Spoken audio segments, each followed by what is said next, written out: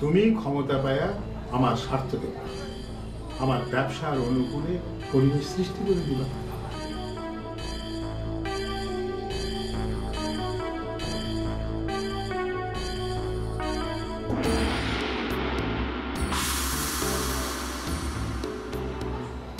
জাদুর কথা বলছিলাম আমি।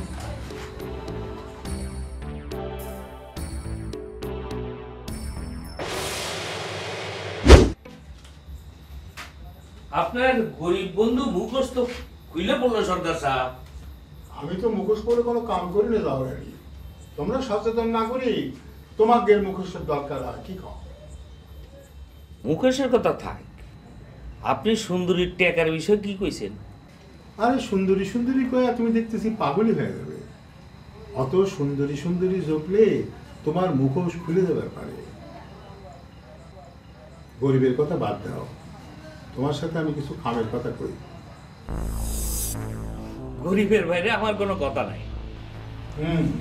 সেই জন্য কি গরিব মানুষে আমার বিরুদ্ধে খাবারের চেষ্টা করতেছ? কোনো লাভ হবে না।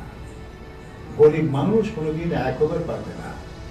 এই যে তোমার আমার এত খারাপ সম্পর্ক, এটা ভালো হতে কিন্তু ওয়ান টু দাঁড়া। শোনেন, আপনি যেভাবে জুলুম শুরু করেছেন তাতে সব গরিব মানুষ যদি একজন হয়ে যায় তাহলে আপনার কিন্তু বিপদ আছে কয়েকটা।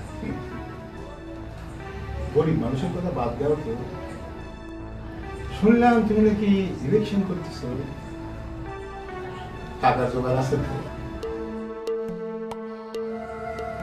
ইলেকশনের খবর জানো তো?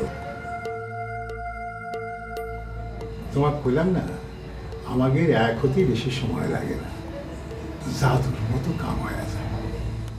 কি খবর চাচ্ছেন? কিছুই কইবে চাই না, কইবে চাই তোমার ইলেকশনের সব খরচ আমার। নিজেকে খুব চালাক মনে করেন সর্দার সাহেব। আপনি সুন্দরীর মতো আমাকে আপনার সুদের জালে আটকাইবার চান। সুন্দরী তোমার মাথাটা খারাপ করে দিছে, লক্ষণ তো ভালো ঠিকতেছে না। আরে ঋণ সুদের কোনো ব্যাপার না। আমি তোমার ইলেকশনের টাকাটা ডোনেশন দিয়েছি, তো শর্ত একটা আছে, সেটা খুব সহজ শর্ত। তুমি ক্ষমতা পায়া আমার স্বার্থ দেবা, আমার ব্যবসার অনুকূলে পরিবেশ সৃষ্টি করে দিবা।